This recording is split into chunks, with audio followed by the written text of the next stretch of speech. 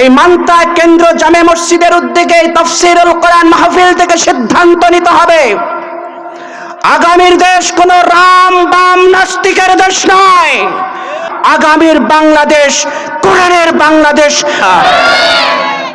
ভাইরা আমার, আল্লাহ রাব্বুল আলামিন আমাদেরকে যে দুনিয়াতে পাঠিয়েছেন, আমাদের কি দায়িত্ব নাই?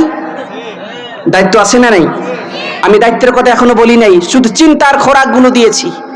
আপনারা কিভাবে চিন্তা করবেন একটু চিন্তা করুন।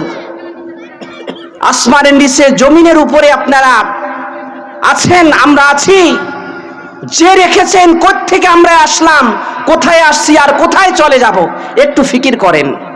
যারা আজকে রাম বাম নাস্তিকের গোলাম হয়ে গিয়েছেন, মানব রচিত আইনের গোলাম হয়ে গিয়েছেন, সর্বোচ্চ সম্মান এবং মর্যাদা রেখে তাদের পা ধরে কথাগুলো বলছি। ভাই বসুন, আমরা কারোর গোলাম নই, আমরা গোলাম কার?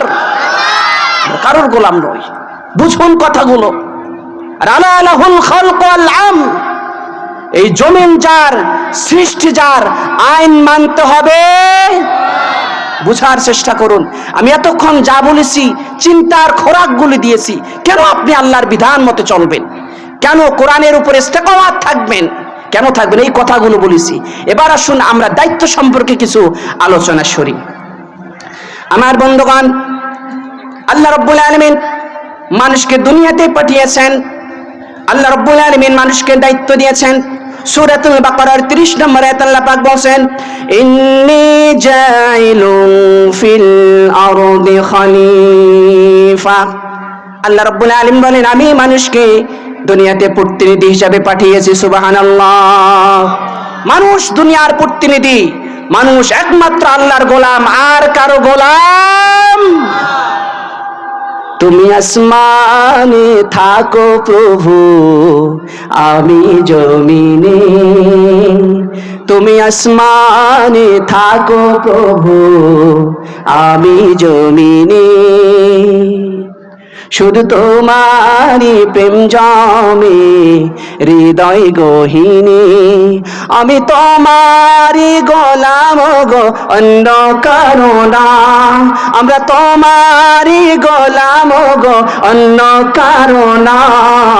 আলিমুল গায়ব তুমি, মালিক রব্বানা।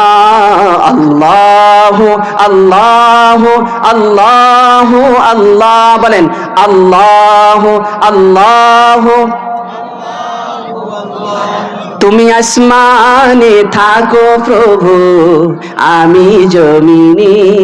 তবু তোমারই প্রেম জমে হৃদয় গহীনে। আমরা তোমারই গোলাম গো, অন্য কারো না। আমরা তোমারই গোলাম গো, অন্য কারো না। আলিমুল গায়ব তুমি, মালিক রব্বানা। আল্লাহ আল্লাহ। গোলাম কার?